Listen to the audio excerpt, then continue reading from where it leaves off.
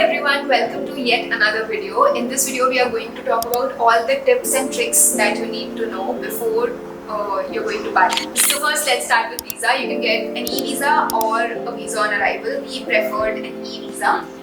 We applied it from Atlas. It was very convenient. We got it within a day? Within a few hours only we got it. The cost for the both is same. It's 500,000 IDR, which is 2,700 rupees. Which brings us to another point that if you want to travel around, it's always better to download Grab or Gojek. These are like Ola and Uber in Bali. You can, book cabs, bikes. You can also order food, and if you're willing to go cashless throughout the trip, you can also add your card. Also, if you're paying by card, at restaurants you'll be charged 3% extra, and at places where you book your ferry tickets and such packages, you'll be charged 5% extra. There are no extra charges at grocery stores though.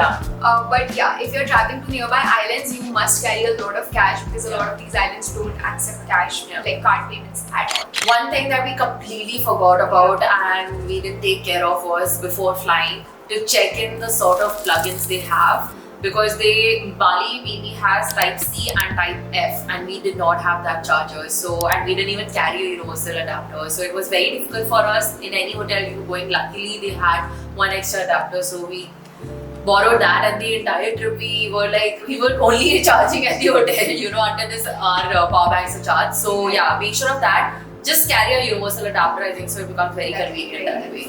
Okay, for currency exchange, it's better to carry USD from India to get better exchange rate. And also, if you're exchanging money in the city, make sure you do that from authorized dealers only, because there are a lot of shops that also offer, souvenirs and tour packages.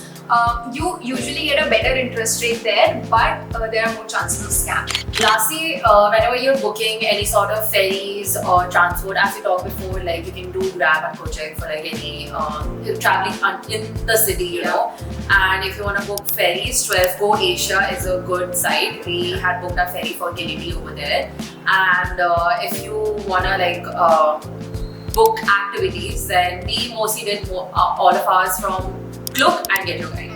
So yeah, these are the main websites and the main apps that we use, and they're pretty reliable, very convenient, not expensive.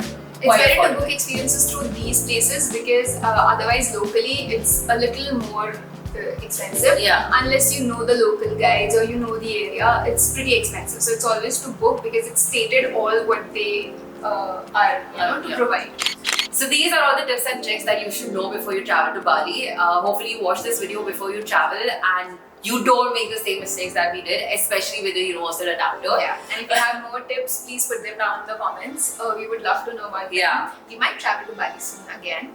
And don't forget to subscribe to Sasu Stories.